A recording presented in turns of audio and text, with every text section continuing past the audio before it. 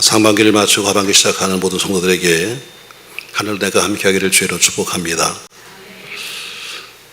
지난 주간 제가 2, 3부 예배 때 보이지 않았죠, 여러분. 39년 동안 제가 해외 집회 이후에는 제가 주일날 예배를 비우지 않는데 일부러 새로 부임하신 공동 목사님 여러분과 더불어 강단 통해서 만날 수 있도록 저희는 자리를 피했습니다. 그래서 오송의 창립 주년이기도 하고 또 오후 예배는 사교에서 예배를 드리는데 그래도 궁금해서요. 혹시 39년 만에 제가 안 보이니까 누가 전화 안 하나 했는데 한 명도 안 하더라고요. 그래서 은근히 기다렸거든요. 혹시나 그래도 제가 안 보이면 누가 궁금해서 혹시 목사님하고 한번 문자 안 보낼까 했는데 문자 안 오고 전화 안 오고 제가 생각했어요. 내가 큰 착각을 하고 있구나. 그래서 제가 스스로 위로합니다. 왜냐하면 여러분 성격을 아니까. 여러분 성격 어때요, 여러분? 은혜를 받아도 항상 가만히 있다가 집에 가서 아멘하고 좀 웃을 일이 있어도 그냥 가만히 참았다가 집에 가서 웃고 하는 거 제가 잘 아니까 아마 그렇겠지 하고 생각을 합니다만 어쨌든 그래서 제가 조금 섭섭했어요. 왜 전화도 안 할까? 요새 국무위원들 청문회를 앞두고 많이 시끄럽습니다. 여당 야당이 바뀌고 나니까 어쩌면 서로 그렇게 말 바뀔 잘하는지 참 재주가 좋습니다. 사실 우리 같은 서민들이야 누가 국무위원이 되든 누가 총리든 그렇게 큰 관심이 있겠습니까? 다만 우리가 살아가는 삶과 소위 청렴을 부르짖고 있는 정치인들이 살아가는 삶이 너무 말과 달라서 우리가 참 바보같이 사는 것이 아닌가 하는 이런 생각을 해볼 때가 있습니다. 뼈 빠지게 일해서 세금 내고 또 대출 갖고 겨우겨우 살아왔는데 그 와중에 자식들 공부를 잘 시켜야지 하고 어렵게 살았는데 정치인들의 비도덕성 그런 생각지도 못했던 그런 투기들 불법 부모의 찬스 등을 보면서 우리가 잘못 사는 거 아닌가 하는 그런 생각도 해봅니다. 대출을 갚지 않고 그냥 버티면 정권 바뀔 때마다 탕감해 주는데 열심히 살아온 우리가 좀 잘못 산 거 아닌가 하는 좌절감이 들기도 해요. 그러나 분명한 것은 마치 1995년도 6월 29일 날 상품백화점이 무너졌습니다. 이유는 한 가지예요. 위에 하중이 무거워서 위에서 누르는 힘이 너무 크니까 도저히 받치지 못해서 상품백화점이 무너졌습니다. 사망 502명, 실종 6명, 부상 950명이라는 대형 사고가 났죠. 1997년 11월 21일 우리나라의 경제적인 외형의 무게를 이기지 못한 채 국가 보도의 최악의 상황에서 IMF 구제금융을 받았습니다. 그도 마찬가지로 우리가 쓰는 돈은 흥청망청 썼는데 나라가 아래를 받쳐주지 못하니까 결국 국가 부도가 나는 겁니다. 이제 정치 위기와 맞물린 총체적인 위기 속에서 앞으로 우리가 얼마나 혹독한 대가를 쳐야 될까 걱정스럽습니다. 그러나 이 모든 위기를 보면 다 이유가 한 가지입니다. 모든 정치 위기 혹은 사회 위기 다 위기의 시작이 뭐냐면 불성실하기 때문에 그렇습니다. 여러분 잘 들으세요. 여러분 불성실 위에는 아무리 재물을 쌓아도 무너집니다. 불성실 위에는 성을 쌓아도 무너지는 겁니다. 그래서 그 이름을 뭐예요? 모래성이다 이렇게 부르잖아요. 불성실 위에는 명예를 쌓아도 불성실에는 권력을 쌓아도 오래가지 아니하고 무너지는 겁니다. 그런데 문제는 무너지는 것이 혼자 무너지는 것이 아니라 우리 모두 함께 무너지니까 너무 큰 문제가 되는 것입니다. 이번 주간 무더위 속에 살지만 그러나 전 여러분 우리 주어진 모든 삶에 성실하시길 주의 이름으로 축복합니다. 어려움 속에서 우리가 또 하반기 시작했지만 그러나 더욱 매사에 성실하게 살아서 그래도 성실하게 살았더니 하는 꼭 이런 말이 나오길 바라면서 오늘 본문에 보니까 1절 말씀에 이렇게 말씀하고 있어요. 1절 말씀 보시죠. 같이 한번 읽겠습니다. 많은 재물보다 명예를 택할 것이요 은이나 금보다 은총을 더욱 택할 것이니라. 아멘. 많은 재물보다 명예를 택해라. 당장 눈에 보이는 은이나 금보다는 은총을 택해라 이렇게 말씀하시면서 6절에 말씀하시기를 이것들을 자식들에게 가르쳐야 한다 이렇게 말씀하고 있습니다. 이 말씀은 현대를 살아가는 여러분과 제게 주시는 우리 모두에게 주시는 교훈입니다. 괜히 허황되고 허구된 거 거기 뜻을 주지 말고 좀 더 인간답고 진실하게 인생을 살라고 사는데 힘쓰는 이야기죠. 오늘 저는 세상에 살 때 누구보다 진실하고 또 물질 세계보다 정신 세계를 앞세우고 전통을 소중히 여기며 살고 있는 한 민족을 소개하려고 합니다. 요새 어쨌든 개성배석에 나오고 있는 이스라엘이죠.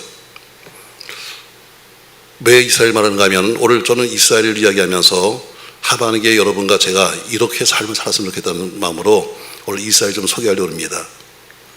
이스라엘은 소수민족입니다. 그러나 온 세계를 움직이는 작은 거인입니다. 그래서 우리는 작은 거인 이스라엘 이렇게 부릅니다. 24년 통계에 의하면 유대인의 총 인구는 불과 1,500만에서 1,600만 명입니다. 이스라엘 국내에 약 500만 명이 살고 있고 미국에 684만 명이 살고 있고 나머지는 온 세계에 흩어 살고 있습니다. 그 사람 수로 따진다면 전 세계 인구의 불과 0.2%에 불과한 것이 이스라엘의 인구입니다. 그런데 그들에게는 무서운 저력이 있습니다.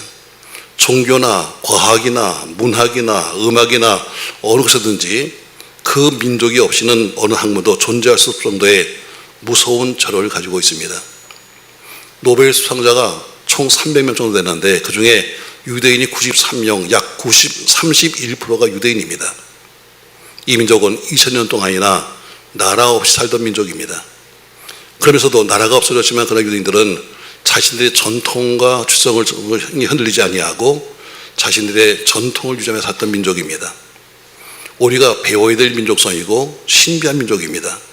그러면 그 힘이 무엇이냐? 저는 이 힘을 말하면서 여러분과 제가 바로 힘있게 하반기를 살았으면 좋겠습니다. 저는 도대체 그 힘이 뭐냐? 저는 세 가지로 말씀을 나누면서 오늘 이 힘이 여러분과 제게 있어서 강한 민족이 되고 강한 교회가 되고 강한 성도가 되길 주의 이름으로 축복합니다. 승리의 하반기가 되기를 주의 이름으로 소망합니다.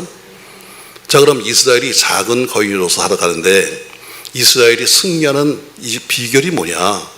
전 세 가지로 봤어요. 첫 번째, 교육이 이스라엘을 승리하게 만듭니다. 교육. 유대인의 교육은 세계적으로 알려져 있습니다. 그 유대인의 교육은 크게 세 가지의 근본 정신이 있어요. 먼저 자신들의 뿌리를 가리키는 교육입니다. 도대체 우리가 뿌리가 뭐냐? 이거부터 배우는 거예요. 어릴 때부터 그들은 하나님이 선택받은 선미로서의 자부심과 긍지를 아이에게 심었습니다. 그들은 자신들의 전통과 그리고 관습을 고집스럽게 고수했습니다. 한 예로 유대인들은 타국의 이민을 가서도 아이에게 끈질기게 그들에게 언어인 히브리어를 가르칩니다. 우리나라는 어때요? 한국말도 못하게 합니다. 일부러 한국말 하지 마, 영어로 해 하면서 영어를 가르치려고 정신이 없는데 거기는 미국에 살고 있어도 히브리 말을 잊지 않도록 했다는 거죠. 한국에서는 과거의 것을 모두 못쓰게 했습니다. 나쁘다고 했습니다. 그리고 모든 것을 개혁 대상으로 생각했습니다. 그래서 바꾸고 부수고 하지만 그러나 유대인들은 있는 그대로를 인정했습니다. 오점은 오점으로, 장점은 장점으로 있는 사실대로 인정하고 받아들인 겁니다. 예를 들면 다윗 얼마나 위대한 왕이에요. 다윗을 위대한 영웅 이렇게 우리는 말하지만 이스라엘 유대인들은 뭐냐면 그렇게 부르지 않습니다. 끔찍한 영웅 이렇게 부릅니다. 우리가 볼 때는 야 다윗은 위대한 영웅이야. 그러나 유대인들은 뭐예요? 끔찍한 영웅이야 이렇게 불러요. 이유가 뭔가?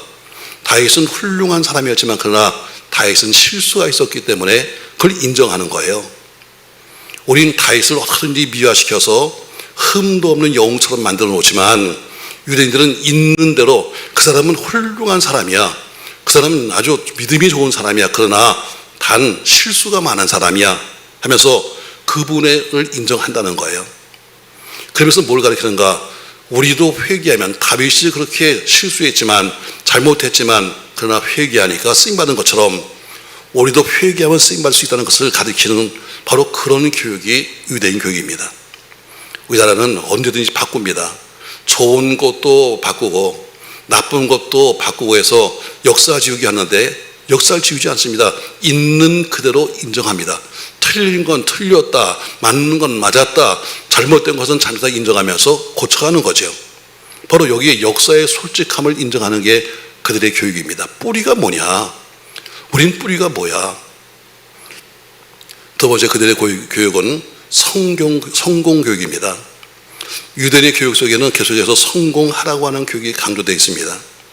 사람은 일생을 살되 이왕이면 성공된 삶을 살아야 한다. 우리도 저희들에게 성공하라고 가르칩니다만 그러나 성공의 차원이 우리와 그들과는 다릅니다.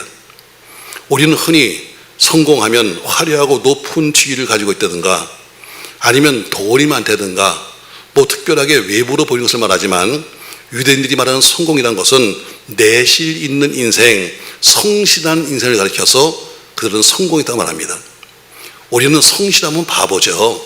적당히 놀고 적당히 살면서 돈을 벌어야 잘하는 건다고 생각하는데 거긴 성실한 삶을 주장합니다. 그러기에 허황된 생각이나 불성실이 그들에게는 있을 수가 없는 겁니다. 세 번째 그들의 교육은 충성입니다. 유대인들은 고대로부터 내려온 관습과 전통을 유지해 왔습니다. 원칙을 강조했습니다. 어릴 때부터 금전 교육을 강조하고 가르쳤습니다. 그리고 그들에게 어릴 때부터 가르치는 말이 있습니다. 사랑 이외에는 공짜가 없다. 한번 따라합시다 여러분. 사랑 위에는 공짜가 없다. 우리가 왜 사기를 당합니까 여러분? 공짜 좋아하다 당하는 거예요. 아유 이 사람이요 나를 특별히 생각해서 좀 더 준대요. 공짜 없어요.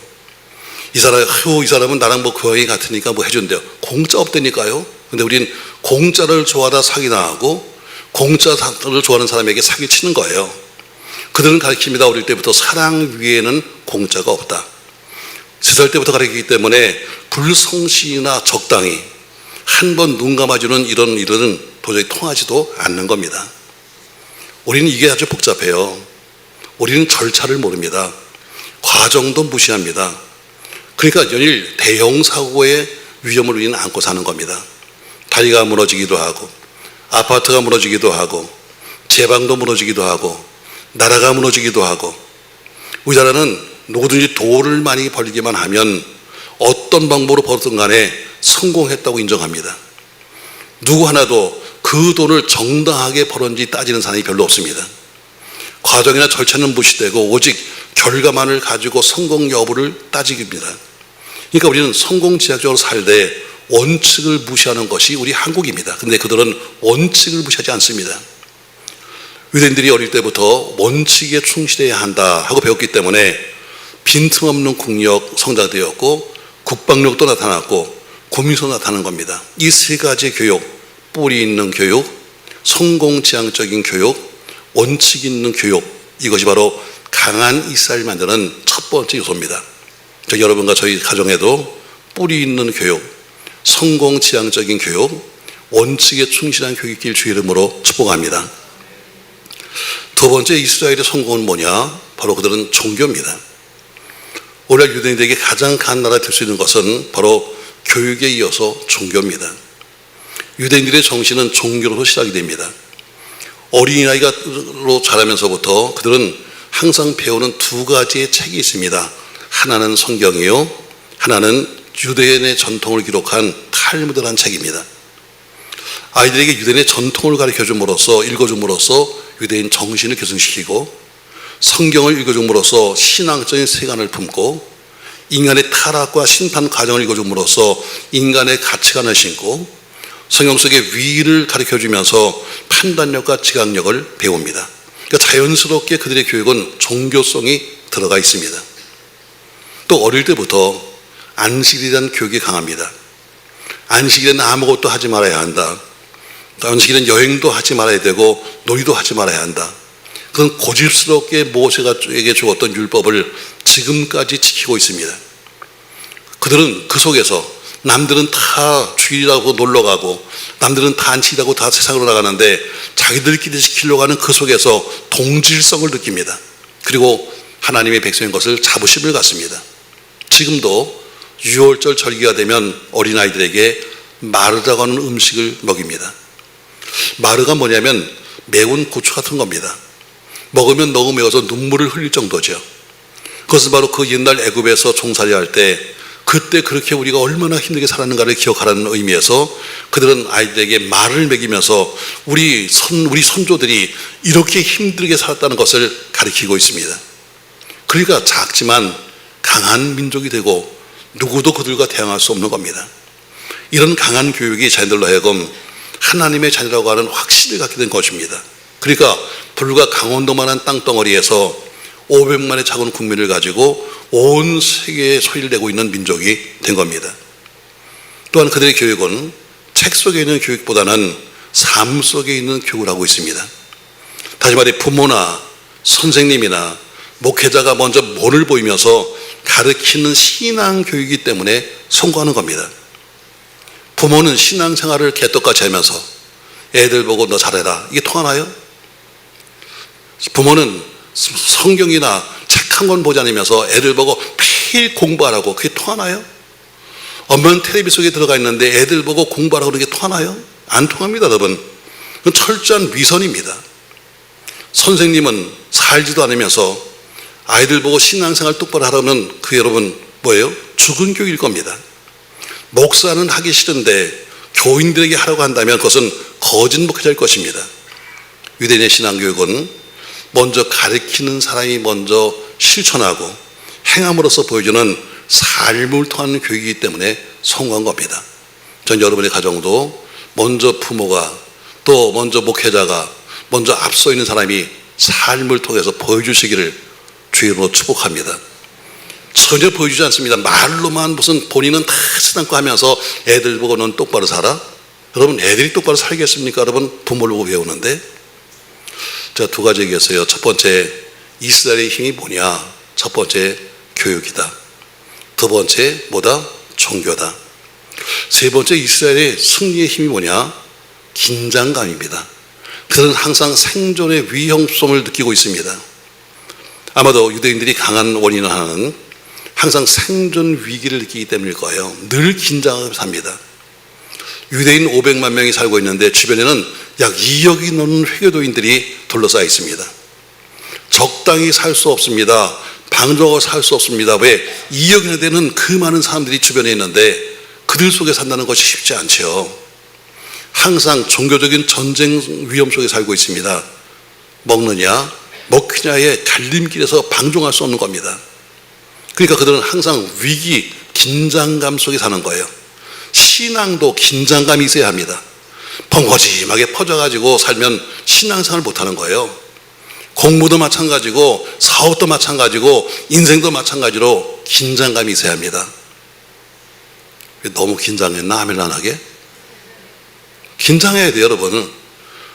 사람이 긴장에 빠져버리면 어때요? 펑퍼짐하게 퍼지는 거예요. 여러분 아마 다도 우리가 옛날에 꽤 유명했던 영화니까 다 보셨을 거예요. 이스라엘의 건국 영화인 영광의 탈출. 저거 기억나시죠, 여러분? 오래전에 했던 그 영화 영광의 탈출. 여러분 그 영화를 좀 기억해 봅니다. 세계를 유랑하던 히브리 민족이 이제 몇몇 지도자들이 잃어버린 조국을 찾기 위해서 팔레스타인에 들어갑니다. 몇 명의 작은 무리가 야음을 타고 고국으로 들어갑니다. 그들이 팔레스타인에 가려면 반드시 적국을 통과해만 갈 수 있어요. 그들이 조국의 건설을 위해서 그들이 그 위험한 땅을 가면서 어깨에 무거운 짐 보따리를 하나씩 다 들고 갑니다. 여러분 무거운 짐을 들고 어때요? 짐 보따리를 어깨에다 메고 그리고 이제 적국을 지나서 야음의 밤에 한밤중에 팔레스타인으로 가는 거예요. 그 짐이 뭘까? 그 짐은 입을 보따리가 아니었습니다. 그 짐은 먹을 양식도 아니었습니다. 그 짐은 전쟁에 필요한 무기도 아니었습니다. 그 짐은 도시를 건설할 공구도 아니었고 그동안 그렇게 애쓰고 모았던 돈도 아니고 금도 아니었습니다. 그 짐 안에는 어린 아이들이 있었습니다. 어린 아이들. 그들이 어린 아이들 짐 보따리에 메고 그렇게 가는 겁니다. 적국을 통과하는 동안에 혹시나 울지 않을까 해서 아이들 입에다 반창고를 붙였습니다. 야음을 틈타서 적국을 통과한 뒤에 어깨에 메었던 그 무거운 짐 보따리를 턱 내려면서 아이들을 풀어놓으면서 그들은 이렇게 말했습니다. 전 이게 지금도 기억납니다. 우리는 가다가 여기서 죽을지라도 너희들만큼은 조국으로 들어가라. 우리는 가다가 여기서 죽는다 할지라도 너희들만큼 팔레스타인에 들어가서 나라를 건설해야 한다. 너희는 미래의 소망이요 너희는 나라의 주인공이다. 여러분 얼마나 멋있는 겁니까 여러분? 나는 가다가 죽을 수도 있어. 그러나 나는 죽어도 너는 살아야 한다. 너는 가서 다시 이 나라를 세워야 돼. 여기 얼마나 여러분 큰 겁니까 여러분? 얼마나 멋있는 거예요? 얼마나 좋은 생각입니까 여러분? 나는 가다가 죽을 수 있다 할지라도 저 조국에 들어가서 나라를 살려야 한다. 좀 생각하면 생각할수록 멋있는 장면입니다. 우리는 어때요? 남을 망하게 하고서도 자신만 잔들다고 생각하면 좋은 거 아니에요? 남에게는 소녀를 끼친다 할지라도 내 자신의 유익만을 바라는 것이 우리 아닙니까 여러분? 근데 그들은 뭐예요? 나는 죽어도 너희는 저 땅에 들어가서 조국을 세워야 돼. 어쩌면 우리 정치인들이 국민이 달아준 이 금배지 앞에서 한번 돌이키고 생각해야 될 겁니다. 나는 죽어도 당신들은 이 나라를 살려야 돼 했는데 지금 그들이 그렇게 살고 있는가? 문득 세례 요한이 생각이 났습니다. 세례 요한 인기가 좋았습니다. 처음에 세례 요한 주변에 많은 사람이 모여서 세례 요한이요 요한 선생님 하면서 많은 사람이 모였습니다. 그런 중에 예수님이 나타나셨습니다. 그러니까 세례 요한이 옆에 그렇게 많이 있는 사람들이 다 세례 요한을 버리고 예수님께로 가는 겁니다. 세례 요한의 제자가 말합니다. 요한이요, 사람들이 다 우리를 버리고 예수님께로 갑니다. 했더니 세례 요한이 말합니다. 나는 망해야 되고 예수는 흥해야 돼. 나는 망해야 되고 예수는 흥해야 돼. 우리 같으면요 택도 없죠. 아니 나는 흥해야 되고 남은 망해야 되는데 뭐라 그래요? 나는 망해야 되고 예수는 흥해야 돼요. 나는 가다가 죽을지언정 너희는 저 조국에 들어가서 나라를 건설해야 돼. 너희는 이 나라의 소망이고 너희는 이 나라의 주인공이야. 여러분 이런 생각을 가진 민족이 어떻게 대충 살겠습니까? 오늘 말씀에 비춰보면서 우리가 얼마나 엉성하게 살아왔는지 우리 회개해야 합니다. 과연 우리는 무엇을 후손들에게 보여주고 살았는지 우리가 회개해야 합니다. 내실은 아무것도 없으면서 신앙 안에서 신앙 밖에서 거듭을 피고 살았는지 진정 자신과 사람들이 세벌 앞에서 우리는 부끄럽습니다. 이제 우리는 이 시점에서 새로운 7월을 맞이하고 하반기를 맞이하면서 새로 거듭나야 합니다. 그렇지 않으면 더 큰 위상이 우리가 찾을 겁니다. 이젠 삶의 철학도 삶의 자세도 바꿔야 합니다. 그리고 변화된 모습으로 가르쳐야 합니다. 사랑하는 성도 여러분, 제가 여러분이 듣기 싫을 정도로 늘 여러분의 머릿속에 심어놓는 말이 있습니다. 교회는 우리가 어렵게 개척해서 여기까지 왔습니다만 이젠 번듯한 외형적인 교회 모습도 있고 건물도 있습니다. 비록 대형교회는 되지 못했지만 그래도 많은 사람이 부러워하고 많은 목회자들이 부러워하는 그런 교회로 성장했습니다. 그러나 우리 교회는 여기서 끝나서는 안 됩니다. 미래가 있는 교회, 우리를 주체로 삼아서 나를 주체로 삼아서 이 교회를 끌고 나가는 믿음의 후배들이 양육돼야 합니다. 오히려 믿음의 후배들에게 온전한 하나님의 사람으로 하나님과 교회와 이 민족 앞에 자신 있게 설 수 있도록 우리가 교육해야 합니다. 교회에서 딴 것은 못 가르치죠.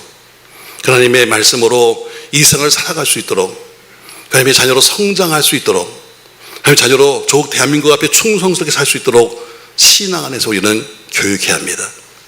여러분 우리 긴장해야 합니다. 뭐 여기까지 잘 살아왔으니까, 교회도 여기까지 잘 왔으니까, 오히려 이만큼 살고 있으니까, 우리 아파트가 그래도 돈이 좀 나가니까, 여러분 아닙니다. 여러분 긴장해야 됩니다. 여러분 긴장하십시오.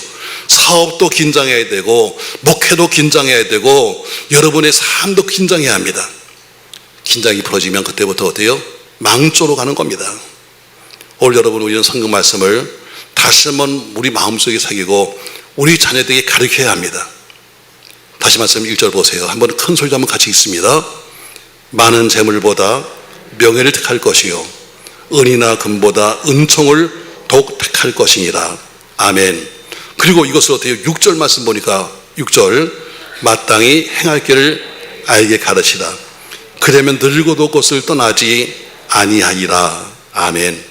많은 재물보다 명예를 택하라. 의나 금보다 은총을 택하라. 그리고 이것들을 마땅히 아이들에게 가르쳐야 한다. 이렇게 말씀하고 있습니다. 오늘부터 영아부의 여름학기가 시작되었습니다. 이제 주말에는 학생부가 다음 주일부터는 유치부가, 7월 말에는 유년주일학교가 180명 정도 성경 캠프를 가고, 또 학생부 28명의 일행이 말레이시아로 비전 트립을 떠납니다. 또 8월 말에 청년부 순회가 있고, 내년 초에는 청년들의 필리핀 단기 선교가 준비되어 있습니다. 여러분, 우리 모든 자녀들이 신앙 안에서 하나님의 자녀에게 교육되어지는 은혜로운 시간이 되기를 소망하면서 전 여러분의 모든 뜨거운 기도와 뜨거운 후원을 기대합니다. 또 수고하실 교육자, 교사들, 그리고 뒷바라지로 수고하실 봉사자들, 또 많은 헌금에서 또한 그들을 도와주신 여러분, 여러분의 기대에 더욱 하나님의 크신 은혜가 함께하길 바라면서 오직 하나님의 이름만 높아지는 여름 행사가 되길 주의 이름으로 바라며 이번 하반기 여러분의 모든 삶에 주의 은혜가 충만하시길 주의 이름으로 축복합니다. 저 여러분에게 재물보다 명예를, 보화보다 은총을 이란 제목으로 말씀했습니다. 여러분, 재물보다 귀한 것은 명예입니다. 아무리 돈이 많고 아무리 부를 쌓아도 명예가 떨어지면 순식간에 그는 남에게 밟히는 겁니다. 그러나 그보다 더 귀한 것은 하나님의 은총입니다. 여러분, 은총을 버리면 안 됩니다. 은혜를 버리면 안 되는 겁니다. 오늘 이스라엘의 힘이 무엇인가를 전말하면서 이스라엘이 왜 그렇게 강해졌는가 세 가지를 얘기했습니다. 첫 번째, 그들은 교육이 있었습니다. 자신의 뿌리를 가리키는 교육. 여러분의 뿌리는 무엇입니까, 여러분? 우리의 교회의 뿌리는 무엇입니까? 여러분의 신앙의 뿌리는 무엇입니까? 뿌리를 가리키는 교육. 두 번째, 성공을 가리키는 교육. 세 번째, 충성하라는 교육. 이것이 그들의 교육이었습니다. 두 번째가 종교입니다. 오직 하나님, 선미라고 하는 종교가 바로 그들로 하여금 승리를 만듭니다. 마지막으로는 항상 긴장입니다. 언제 어느 때 저들에게 우리가 전쟁에 질지 모르니까 그들은 작은 민족이지만 항상 긴장했습니다. 생존의 위기성입니다. 신앙도 마찬가지예요. 신앙도 위기성이 가져야 합니다. 목회도 마찬가지예요. 왜? 악한 영들은 우리를 그냥 두지 않습니다. 어떻게든지 우리 가정을 와서 깨트리고, 어떻게든지 우리를 병들게 만들고, 어떻게든지 교회를 시험들게 만드니까 우리가 깨어있지 않으면, 긴장하지 않으면 언제 무너질지 모르는 것입니다. 사랑하는 성도 여러분, 아까 말한 것처럼 작은 건물 하나 무너지는 건 별것도 아닙니다. 큰 건물이 무너지면 수백 명이 다치는 것처럼 전 여러분이 아무쪼록 긴장감으로 여러분의 가정을 세워가고, 여러분의 사업을 세워가고, 여러분의 직장 생활을 세워가고, 여러분의 가정을 세워가시기를 주님의 이름으로 축복합니다. 재물보다 명예가 귀합니다. 보화보다는 하나님의 은총이 귀한 겁니다. 여러분, 귀한 은총 속에 살아가는 여러분과 제가 되시기를 예수님의 이름으로 축원합니다.